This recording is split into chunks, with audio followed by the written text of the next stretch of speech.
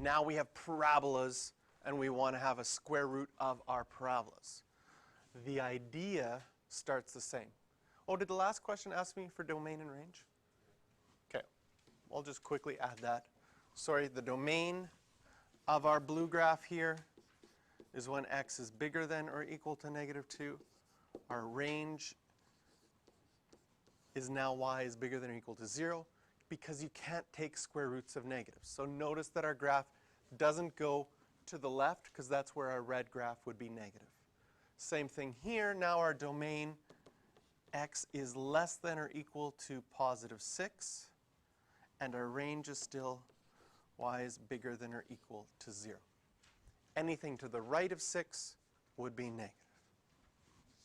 Sorry about that. Here's our parabolas. Again, starting the same way. If we want to do the square root of a function, and we have the function given to us, we want to find out where it's equal to 0 and where it's equal to 1. Because the square root is 0, so can you see we have 2 points now where the y value is equal to 0? And we're going to have 2 points where the y value is equal to 1.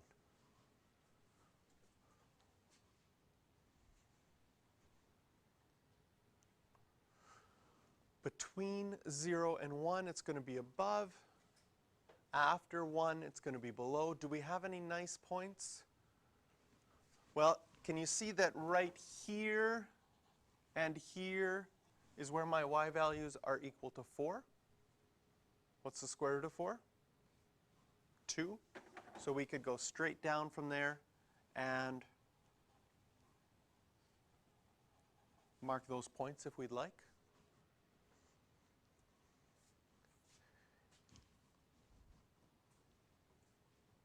And based on the steepness of this parabola, this is where things could get a little bit tricky to show slightly above, right? You might be tempted to do this.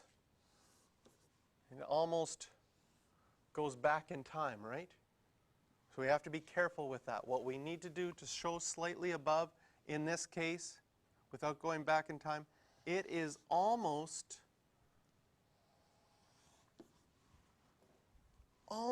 right on top of that line. So it's just barely that you can show that slightly above. Notice that in between here, I have no blue graph, because my red graph is all negative y values.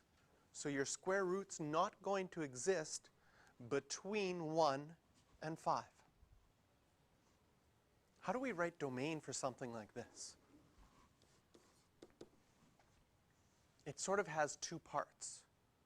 So we can write this part on the left. I would describe that one as x is less than or equal to 1. And this part on the right, I would write as x is bigger than or equal to 5. When we have 2 parts in a domain, in between, we write the word or. It can be in this part or in this part.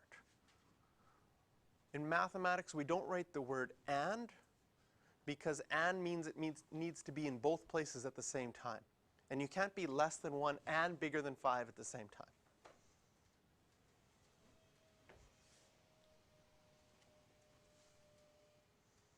Right? That'd be a good way to put a special on a menu at a restaurant. The special is for everyone who is under 12 and older than 55. You have to be both of them to get the special. Well, that's not going to happen. Our range, though, is still y is bigger than or equal to 0. I'm just going to slide that down. I am going to show you how do you write your domain in the other notation. So what we wrote here is our domain in our set notation. In interval notation, since it goes on forever to the left, it has no smallest value. You would start at -infinity. And you would include all the values up until 1. And since you include 1, we use a square bracket. For the right-hand part, we use a square bracket because we start at 5, and then we go forever, so we would go to infinity, and it would look like this. In interval notation, we don't write the word or in between. We have a symbol for it. the symbol for or is a big U. I always remember it because I spell the word or. So this or this, and you'll be fine. But it stands for the union of this set and that set of numbers. So there's our first example. Interesting because it came up in two parts. But the process is the same. We look for 0, we look for 1, we do a part above and a part below, we do any other square roots that we can that are easy, and we work from there.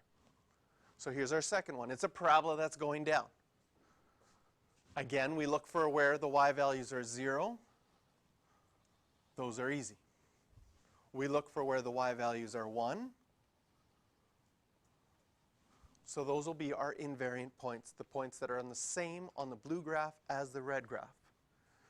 Now we go through here and say, are there other nice points that we can do square roots of? Well, square root of 4 I can do, so there's there and there is where I have y equals 4. So if I go straight down, that will now be where y will be 2. The x value doesn't change, but now our y value is 2. And the next nice number that you could take the square root of would be 9. Square root of 9 is 3. So that's going to be right there. Where the graph is between 0 and 1, your graph is going to be slightly above. This is going to be really hard not to go back in time but still do slightly above. Can you see where you'll be tempted to do that? You want to make it above, but do you see how I went back in time?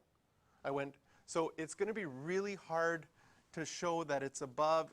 You might just barely draw it on top.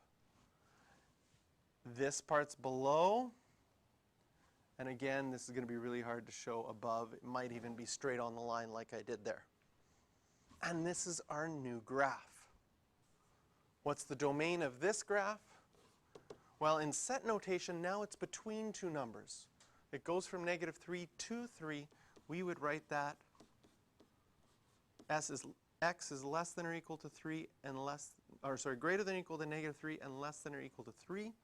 In interval notation, your smallest value is -3, your biggest value is 3, and they both be square brackets because both of those values are included. Our range, now our range also has an interval because it has a smallest value, but it has a biggest value as well. So it's bigger than 0, but smaller than 3. Again, you could do interval notation for this as well. Our smallest value is 0. Our largest value is 3. Question for this one is number 8.